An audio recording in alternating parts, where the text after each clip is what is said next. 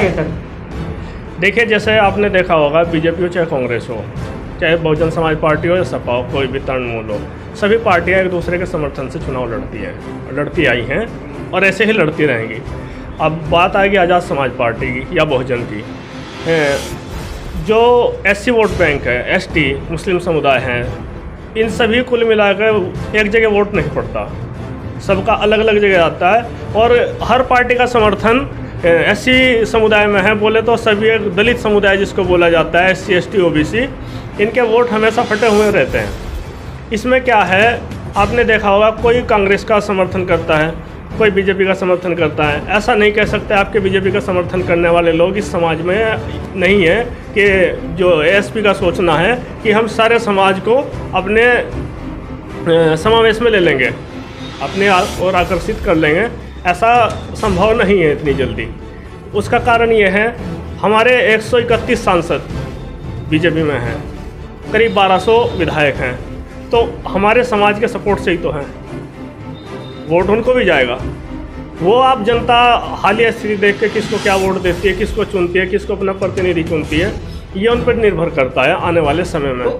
और वोट पे ही आ रहा हूँ, ऐसे संभव नहीं है। आप कहना चाह रहे हैं कि संभव कैसे होगा।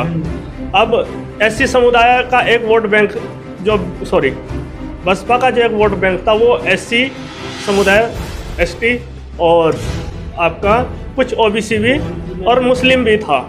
अब मुस्लिम समुदाय जो है वो बराबर सा ही है, आधा इधर है आधा उधर है। कांग्रेस का समर्थक भी बहुत बड़ी तादाद में है।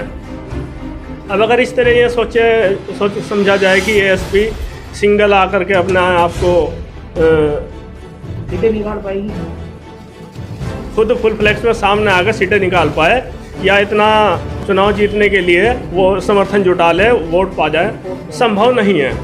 इससे दोनों पार्टियों को नुकसान उठाना पड़ेगा।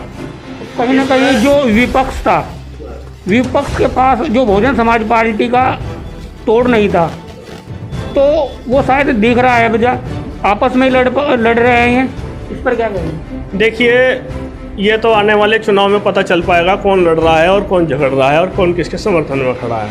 आप हमेशा देखते रहे होंगे, अगर आपको पत्रकारिता पर आपने ध्यान दिया हो, कहीं कांग्रेस और बीजेपी एक दूसरे के खिलाफ खड़ी है और वही बीजेपी और कांग्रेस आपस में समर्थन देकर सरकारें भी बनाती हैं।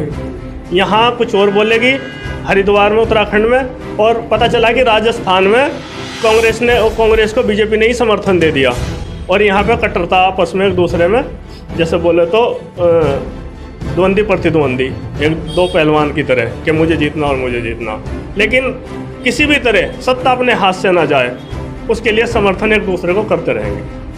इसमें सोचना ये है, बसपा हो या एसपी हो या सपा हो, कोई सी भी पार्टी हो, अगर ये तीनों समावेश में आकर के चुनाव लड़ते हैं, अपने आपस में ये तीनों गठबंधन करके चुनाव लड़ते हैं, तो जायज़ सी बात है आने वाले समय में प्रधानमंत्री इन तीनों पार्टियों में से कोई भी पार्टी अपना प्रधानमंत्री बना सकती है। जिस तरह से आज जो बीजेपी के संगठन हैं, आरएसएस ले लीजिए, हिंदू परिषद ले लीजिए, बजरंग दल, सब वो बीजेपी के लिए काम कर रहे हैं, तो काश अगर ये संगठन ही होता तो क्या हमारी पावर डबल होती? इस पर क्या कहेंगे? देखिए, खाली संगठन से भी कुछ नहीं होता।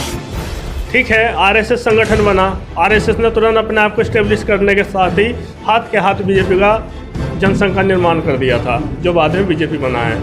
ठीक है जी, इसी तरह से चलते आ रहे हैं। ऐसे कांसीराम जी ने बनाया था, कांसीराम साहब ने बामसेफ बनाई थी। बामसेफ का निर्माण के बाद कुछ समय बाद उन्हें दिखा कि हम अपनी इतनी लीड हासिल कर चुके हैं कि हम वोट में जीत सकते हैं, तो पहला चुनाव कांसीराम साहब ने हारने के लिए लड़ा था। हारने के लिए सिर्फ ये देखना था कि हमारी हवाओं का रुख हमारी तरफ कितना है चुनावी, वो जीतने के लिए कोई नहीं था उनका, लेकिन उन्होंने शायद उसमें भी कुछ सीटें निकाली थी। तो ये थे हमारे साथ एस न्यूज़ के संपादक सुनील कुमार।